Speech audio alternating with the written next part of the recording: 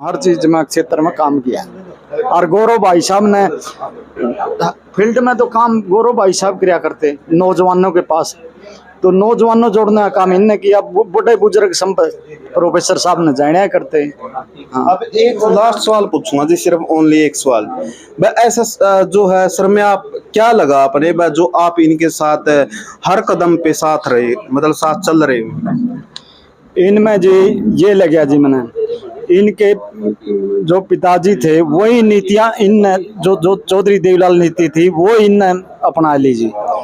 नौजवानों के साथ, नौजवानों की कोई समस्या हो, कहीं जिम की समस्या हो, कहीं खेल के मैदान की समस्या हो, या कहीं किसी का कोई नौजवान का एडमिशन की समस्या हो स्कूल कॉलेज में, ये तत्पर तैयार रहते हैं। जिनको पता लग जाए भाई फलाने गांव का बच्चा का एडमिशन होना है स्कूल में, या कोई और क्या बताऊं जी, इन गरीब बच्चों की फीस भी भरते, ये नहीं बताएंगे, मुझे पता है जी। जो गरीब बच्चे हैं उनकी फीस भरता है ये परिवार जी संपत सिंह का। कहने का मतलब करते हैं, दिखाते नहीं ऐसे जैसे लोग। मुझे पता उन गांव का, मैं जिसका जवाब दूंगा मैं उन गांव में चलूंगा जिसकी फीस भर रहे हैं ये, लेकिन ये परिवार बताता नहीं भाई उस गांव की फीस भरा उसकी। मेरे को पता है जी, जहाँ जहाँ के गांव के बच्चे हैं उनकी फीस भी भरते हैं, गरीब बच्चों की, गरीब लड़कियों की। और ये तो कहते हैं कि भाई अगर किसी पे पढ़ाई नहीं करी जाए, इसके ना करे, बच्चा पढ़ना चाहता हो हम पढ़ाएंगे उसको, और क्या है। ठीक है सर, थैंक यू। तो वे सारे के सारे दर्शक देख चुके हो, जो गौरव जी है, जो संपत जी का लड़का, प्रोफेसर संपत जी का लड़का यहाँ पे आया हुआ है। और यहाँ पे भीड़ दिखा दो भाई, भीड़ बहुत जबरदस्त है। तो प्रोफेसर संपत सिंह को इसलिए लोग ज्यादा वो मान रहे हैं भाई, देवीलाल की नीतियां पर अगर चलने वाला नहीं 36 जात को लेके, बिरादरी को लेके, तो प्रोफेसर संपत सिंह है। चौधरी देवीलाल भी 36 बिरादरी को आगे रखते थे, कहीं से कोई बना दिया, कहीं से कोई जिम्मर बना दिया, कहीं से कोई वाल्मीकि विधायक बना दिया, कहीं से कोई बनाया उसने।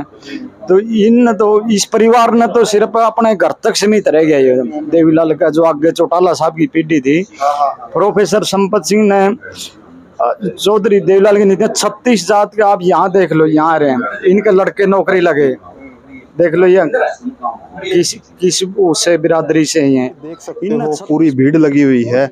इस भीड़ का कारण क्या है? बस जो गौरव जी आए हुए, जो संपत जी का लड़का है, बहुत ही लोकसभा का इलेक्शन लड़ने वाले हैं। और यहाँ पे आप देख सकते हो, करते हैं हम बात करने की कोशिश करते हैं अंदर की तरफ। बैठ जाओ भाई, बैठ जाओ, बैठिए भाई, बैठिए। दोस्तों आप देख सकते हो यहाँ पे, ये भाई सब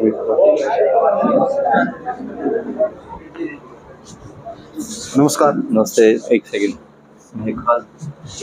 तो दोस्तों आप देख सकते हो, हम गौरव जी के पास आए हुए हैं। यहाँ पर अच्छी तरह से आपने भीड़ जो पीछे देख ली है, क्यों हुई है भीड़, इनके प्यार में जो लोग यहाँ पे आए हुए कहे कि इन लोगों का कहना कि आप यहाँ से इलेक्शन लड़ो, मतलब लोकसभा का इलेक्शन सर लड़ने वाले हैं। नमस्कार जी।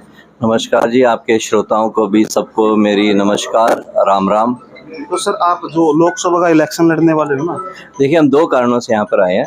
एक तो 20 तारीख की रैली है, विपक्ष आपके समक्ष हिसार में होने जा रहा है, जिसमें पूर्व मुख्यमंत्री चौधरी भूपेंद्र सिंह जी हुड्डा मुख्य अतिथि रहेंगे। और दूसरा ये कारण है कि आगे अब अगले साल लोकसभा के भी चुनाव आ रहे हैं, तो चुनावी वर्ष है। और यहाँ से मैं लोकसभा का यूथ प्रेसिडेंट भी रह चुका हूँ, और 2 बार हमने, मेरे पिताजी ने यहाँ से चुनाव भी लड़ा है लोकसभा का। तो एक जन संपर्क अभियान भी शुरू कर रखा है, ताकि चुनाव से पहले सारे गांव में कवर करूं, तो लोगों से संपर्क करूं। बाकी आप यहाँ पर जो आज मैं बैठा हूँ अपने नाटा गांव में, मेरा घर है यहाँ पर। मैं यहाँ कोई ऐसा नई बात नहीं है कि मैं आज पहली बार आया हूँ, यहाँ पर आता जाता रहा हूँ, और सुख दुख में भी हम आते हैं। मतलब लोगों को अच्छी तरह से प्यार मिल रहा है यहाँ? बिल्कुल बिल्कुल, कोई आज का नहीं है, पहले से ही है। और हाँ, और लोगों ने, और जहाँ तक राजनीतिक बात करें तो लोगों ने मन बना रखा है इस बार बदलाव का। तो मतलब बदलाव का मन बना रखा है, और लोगों का कहना है कि आप जैसे इलेक्शन में आओ, हम आपको वोट देंगे अच्छी तरह से, और जो आप लोग जो वोट देंगे उनके लिए आप क्या क्या करोगे फिर? देखिए, बहुत सारी समस्याएं हैं। हम लोकसभा की बात करते हैं तो सेंटर की तरफ से भी, और विधानसभा में बात करते हैं तो स्टेट की तरफ से भी समस्याएं आजकल सारी हैं। कोई सी उठा लो, चाहे आप किसान है, मजदूर है, व्यापारी है, युवा है। आजकल क्या है, हम पुरानी चीज़ों में फंसे पड़े हैं, गलियों में, नालियों में, ये कहीं बिजली के खंभों की दिक्कत है, कहीं माइनर की दिक्कत है। तो ये हम जो ये मुद्दे हैं ये 15-20 साल पुराने हैं, यही नहीं पूरे हो पा रहे, तो हम आगे नए मुद्दे क्या लेके आएंगे। हमें आज बात तो करनी चाहिए थी यहाँ पे लाइब्रेरी बनाने की, स्टेडियम्स बनाने की, पार्क बनाने के लिए बुजुर्गों की, कोई मेडिकल की व्यवस्था करने की, कोई बच्चों के लिए जिम की व्यवस्था करने की। लेकिन पिछले कुछ सालों से हल्का जो इलाका है इतना पिछड़ गया है कि यहाँ कुछ हो ही नहीं रहा। मतलब आपका कहने का मतलब ये है बस जो 15-20 सालों से चला जा रहा है, लोग जैसे इलेक्शन में लड़ लेते जीत जाते हैं लेकिन करवाते कुछ है नहीं, तो लेकिन आप उन पे पूरा खरा उतरोगे, यानी पूरी सारी की सारी जो सुविधाएं हैं लोगों को सारी की सारी सुविधाएं देंगे। बिल्कुल देनी पड़ेगी, तभी बच्चों का भविष्य बनेगा। अब आज यहाँ पर विधायक हैं, वो सरकार में है, लेकिन मैं गांव-गांव जा रहा हूँ, मुझे तो कुछ दिखता नहीं यहाँ पर क्या करवा रहे हैं। उनको काम करवाना चाहिए। और जो सत्ता भी है, आज जजपा की सत्ता है, दुष्यंत जी यहाँ से बने थे, अच्छे वोटों से बने थे उस टाइम जब पार्लियामेंट का चुनाव लड़ा था, तो काम करवाने चाहिए। आपको परमात्मा ने, जनता ने मौका दिया है काम करने का, तो आप काम कमाओ, अपना नाम बढ़ाओ, अपने बाप दादों का नाम रोशन करो, ताकि लोग याद करें कि हाँ भाई ये आदमी MP MLA डिप्टी CM बना था, हमारे लिए कुछ करके गया। बिल्कुल यही बात है जी, जिंदगी में ये तो नहीं बार बार आना, एक बार अच्छा काम करके तो जाओ ताकि लोगों के दिलों में बस जाओ। बिल्कुल, आप एक उदाहरण सेट करो ना, ताकि लोग कंपेयर करें, देखो भाई उसके टाइम में तो इतना काम हुआ था, आज हम जहाँ जहाँ हम बने हैं लोग याद करते हैं, देखो जी यहाँ पे इतना काम हुआ। तो कम से कम आप सेट करो ना, खुद के लिए तो सारे ही करते हैं, और खुद के लिए जितना ही कर लो उसका कोई अंत भी नहीं है, उसकी सीमा होनी चाहिए, उसकी कहीं ना कहीं तो आदमी संतुष्ट हो। तो जनता का करो, सारे पीड़ित हैं। अब आप ये यहाँ देख लो, जो युवा बच्चे खड़े हैं सारे बेरोजगार हैं, इनको कोई ये बताने वाला नहीं है कि +2 के बाद तुमने पढ़ना क्या है और +1 में तुमने कौन सा सब्जेक्ट लेना है। एक काउंसलर इनको कोई गाइड करने वाला नहीं है कि बच्चों तुम्हें क्या करना चाहिए। इतने बुरे हाल हैं।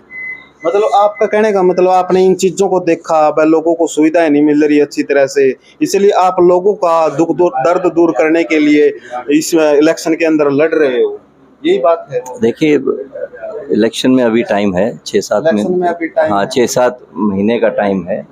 अभी तो वही बात है ना, ज़मीन खंगाल रहे हैं, लेकिन अब माहौल बना हुआ है। अब जनता बदलाव चाहती है और वोट की चोट से इस भाजपा जैसा सरकार को बाहर करने का काम करेगी। तो आप कांग्रेस पार्टी से? बिल्कुल, कांग्रेस पार्टी से, हुड्डा जी के साथ। तो ऐसा भी सुना जी मैंने लोगों के मुंह से, जिस प्रकार से बीजेपी से कुछ भी अन्य पार्टी से बिल्कुल थक चुकी है, वह कांग्रेस पार्टी है, वह पहले बोल वह काम करवाती थी और अब भी हम इसी को लाना चाहते हैं। तो इसमें क्या मतलब आपको चेंज लगा, वह जो बीजेपी पार्टी और कांग्रेस पार्टी है, इसमें सबसे बड़ा डिफरेंस आपको क्या लगता है? देखिए, हुड्डा साहब के वक्त में 36 बिरादरी को फ़ायदा पहुंचाया था, चाहे वो किसी भी जाति से हो, चाहे वो कोई भी हो, सभी को फ़ायदा हुआ था, कोई आदमी तंग नहीं हुआ था। अब क्या है, ये बीजेपी का सीधा सा एक फंडा है, जहाँ पर हिंदू मुसलमान है उनको आपस में बांटो, जहाँ नहीं है वहाँ पर आपस में जातियों में बांट दो।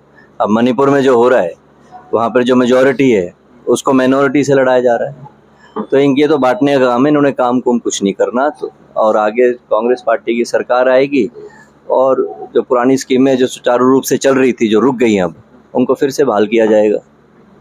तो आपके साथ वेदपाल जी बैठे हुए ना, नमस्कार। नमस्कार जी। तो आप सर के साथ जैसे जा रहे हो कहीं पर भी, तो आप क्या देखते हो, लोगों का कितना प्यार मिलता सर को? लोगों को जी, जो इनके पिताजी थे नहीं, प्रोफेसर संपत सिंह जी, वो चौधरी देवीलाल के नीतियों पर चलने वाले हैं, असली वो है। और चौधरी देवीलाल के जो सारा काम प्रोफेसर संपत सिंह संभाला करते हैं, वो अब कांग्रेस में आ गए हैं। तो अब गौरव भाई साहब इसके पिताजी के साथ 6-7 बार विधायक बने, तो उन्हीं के साथ फील्ड में इन्हें काम किया है। तो आपका कहने का मतलब जो चौधरी देवीलाल जी है, वो अपने जबान के पक्के होते थे और ये भी जबान के पक्के हैं जी। जो प्रोफेसर संपत सिंह जी हैं और उनके जो परिवार है, वो चौधरी देवीलाल नीतियों पर चल के पक्के है, जो बात कहते हैं, मतलब जो संगत में रहते हैं ना, संगत में रहते हैं वैसे